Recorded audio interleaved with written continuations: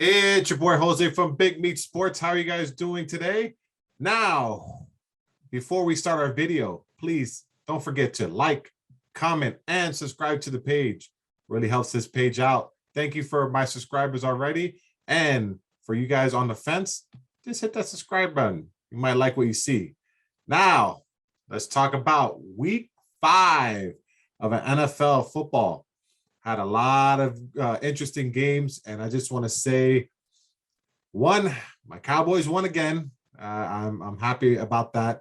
We beat the New York Giants. What was it? 44-20.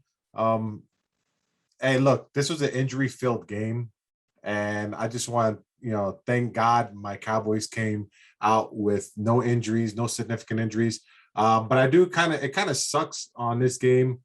Talking about the Giants and Cowboys game, it kind of sucks that the Giants, first Saquon Barkley went out with a sprained ankle, and that it kind of looked really, really bad, rolling up on Jordan Lewis's ankle. I don't know what was happening. It was just like a crossfire effect. They were both running towards the same spot, not really paying attention, and Saquon Barkley, rolled his ankle.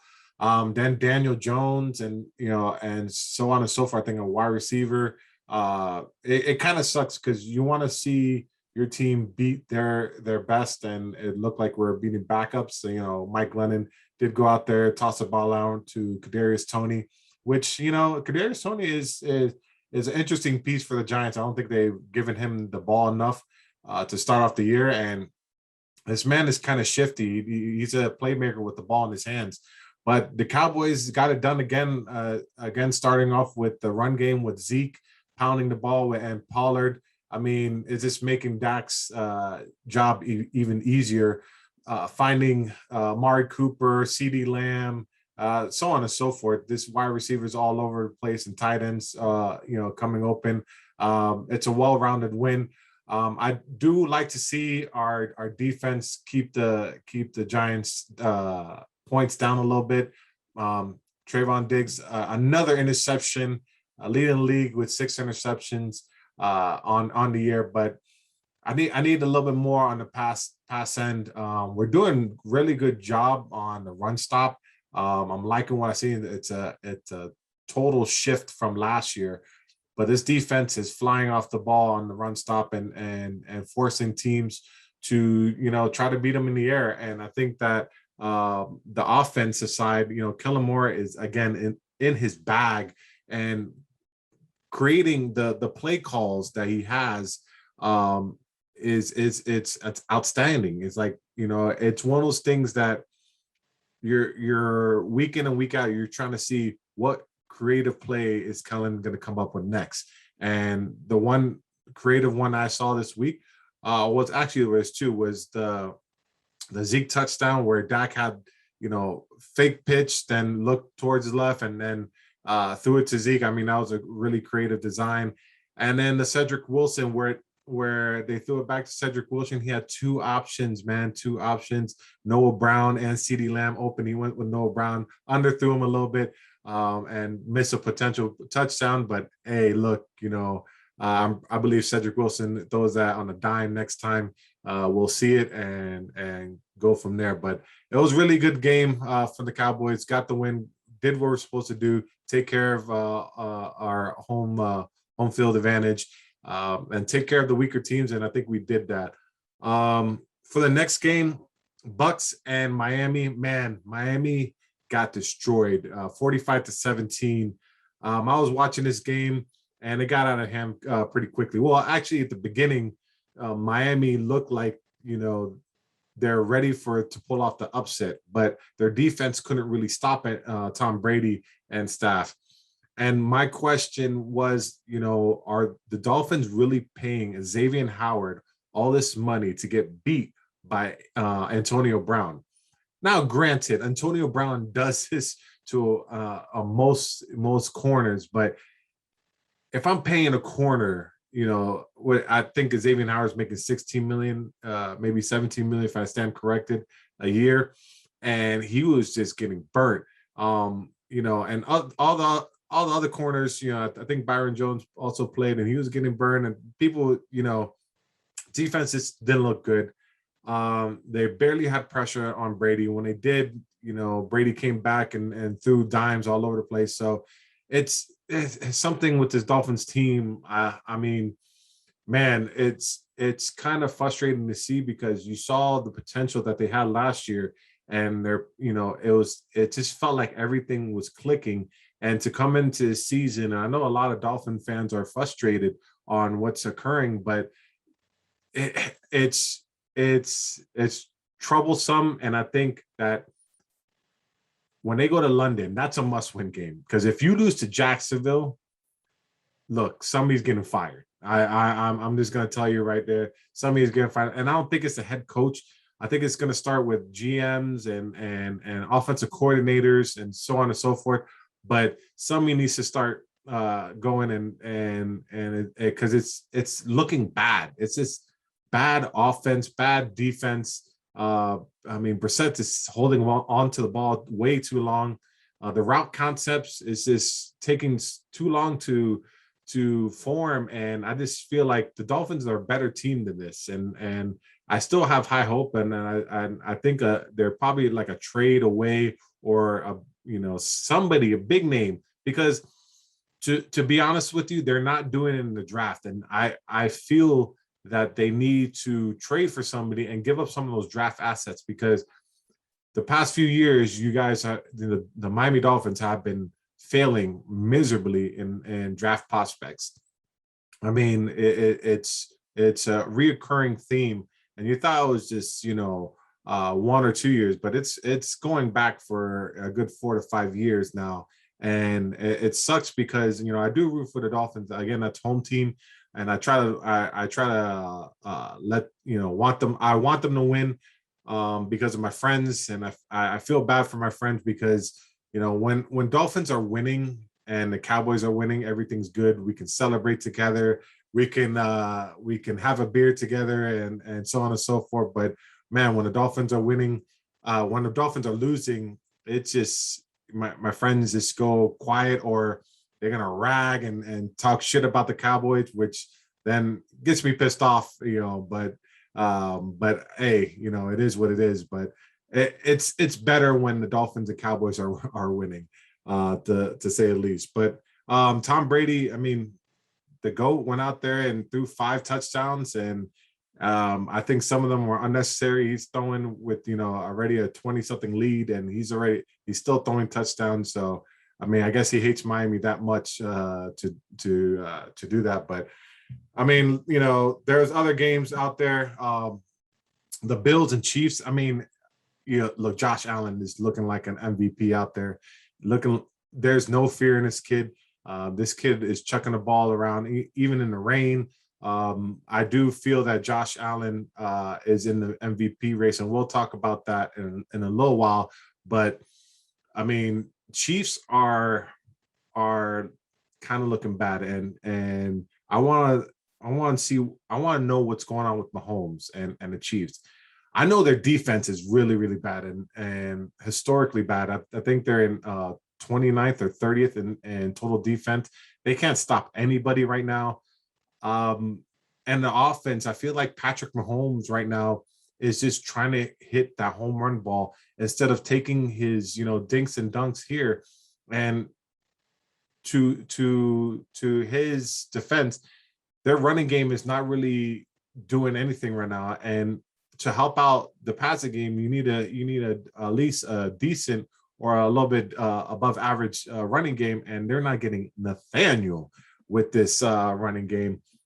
So I mean, I'm wondering if this is the decline of the Chiefs, and if it is, man, this is a quick decline of a really good team that we saw 2 years ago win a Super Bowl, and last year just lost the Super Bowl. I mean, if it is the decline, man, this will be a quick decline. But I don't think so. I just think that they're running into a rough patch, and I do think that they need to make changes on the defensive side and change up its scheme or something, or get somebody in there to create pressure, and so on and so forth. But man, it's looking bad in Kansas City right now, and hopefully they can pull it over, because Mahomes is a really good quarterback, and I'll say in the top in the top 5 or in his QB class. But this man is trying to do everything for this team, and it's not help working out for him because there's a lot of turnovers he's making. The other game I want to talk about is Cleveland Browns versus the Chargers. I mean, it was a back and forth game. Chargers 47, Cleveland Browns 42. Man, this game was exciting because it kept on going back and forth. I did have the Browns actually winning this game because I thought they can establish the run game and their defense could hold the Chargers somewhat. And I thought it was just going to be a game of possession, but I mean, the Browns defense couldn't really stop the Chargers. Herbert's out here in the MVP, conversation, throwing the ball around to Williams and Keenan Allen and Jared Cook and Austin Eckler. He had a big game.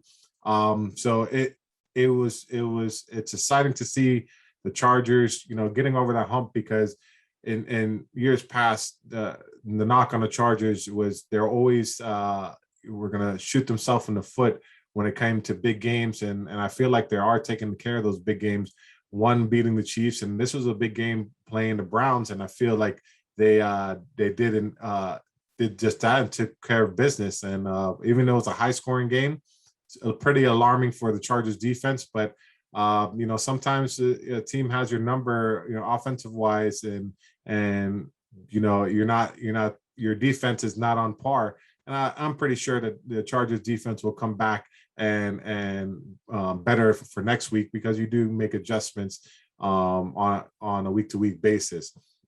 But I want to talk about right now of my top 5 QBs as we speak this season. Now, everybody's going to talk about, all these other players, what about this? And this is actually my top list of the current situation, this current season. Now, we're not talking about last season. We're not talking about previous season. We're talking about this season as a whole right now after 5 games. And my list goes, we're going to go down from, we're going to start for the first. And I think Kyler Murray is number 1 on this list. He's leading his Arizona Cardinals to 5-0 team record. He has D-Hop. AJ Green's coming out of nowhere. AJ Green's found himself in a really good situation over there. James Conner as their running back. I mean, Chase Edmonds.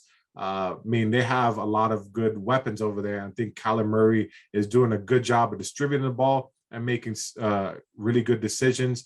But he has his team really firing on all cylinders, and you have to put him in that MVP conversation as we speak. And I have him as number 1 in my conversation as we speak now.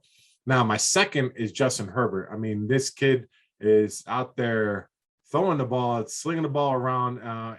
It's just his poise, him, looking off defenders and creating that seam to throw to just by this manipulating his eyes onto the to left and throwing back to the right, and also the play calling. I think it's doing him well, and with just not wanting to go for the big play, just living for another down. And sometimes those little 5-yard out routes or check downs to Austin Eckler can create a bigger game because, now instead of 2nd and 10 or 3rd and 10, now you're 3rd and 5.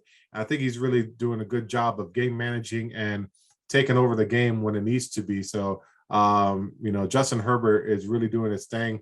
I know I had a podcast earlier in the year talking about Tua or Justin Herbert. Who would I take? And I said Tua, but right now, Tua's hurt, and Justin Herbert is making a name for himself in the MVP conversation. So this is my number 2 guy that's really doing work this year.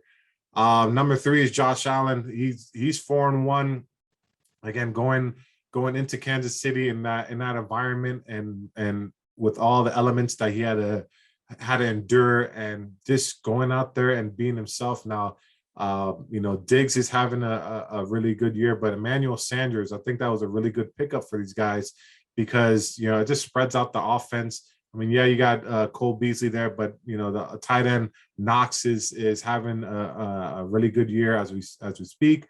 And this Buffalo's Bills team is a force to be reckoned with because they have a really good defense and a really good offense. And you got to be on the if you're an offensive team, you got to be really creative on your schemes and try to score on these people because they are very legit in the front end and the back end. So you got to be really creative. But as of now, nobody has really solved that mystery except for that week one loss. But I mean, this Josh Allen is really on in another world right now, and I put him at 3 because I just feel like Kyler Murray and Justin Herbert have to do a little bit more because they have a decent defenses, but with Josh Allen, the defense is outstanding. So he just no worries. He can throw that interception knowing his defense is going to come back and give him the ball back. So that's why, to me, I have Josh Allen number 3.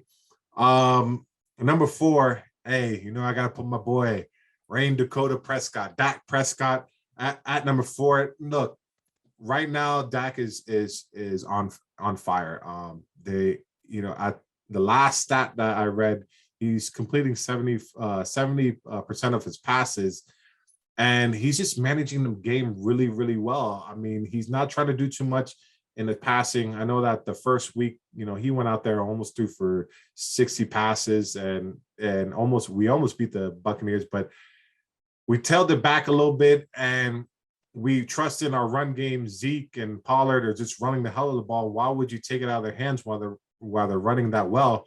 And then it's just creating, opportunities for CeeDee Lamb, Amari Cooper, Dalton Schultz, and Blake Jarwin to be free when they're running, and Dak is just hitting them. And again, with the play calling and everything, Dak is really good. And if Dak doesn't win MVP, I know he's going to win Comeback Player of the Year for sure, because he had a lot of obstacles to overcome.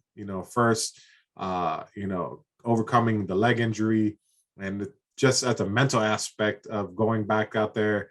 And it looks like he's not worried, people falling out his legs and so on and so forth. And he's going out there chucking the ball. And then he had to come back from that, that arm injury. So he's got like a lot of stuff that he's come back from, and he has to be Comeback Player of the Year. And he's leading the Cowboys to a 4-1 record. And a lot of people are saying, oh, well, they're in the NFC East. I mean, look, we play the people that are on our schedule, and we're dominating them. And if you want to talk about some teams, we beat the Chargers. Yeah, you could say the Chargers lost that game with all the penalties, but somebody had to throw the ball, somebody had to catch the ball, somebody had to run the ball, and our defense did what they did, and we won that game. So I don't want to hear the naysayers of Cowboys' record is bull jive because of the people that they play, because I don't want to hear that. We play who's on our schedule, and if we were to struggle versus these people, the media would be on them for this team is struggling, but we're not, and we're taking care of business, and that's what I like to see. And my 5th, I have a tie for 5th. I have Tom Brady and Matthew Stafford out there. Both have their teams 4-1. Tom Brady is, there's the 2 weeks that he didn't really look that good, one versus the Patriots and one versus the Rams.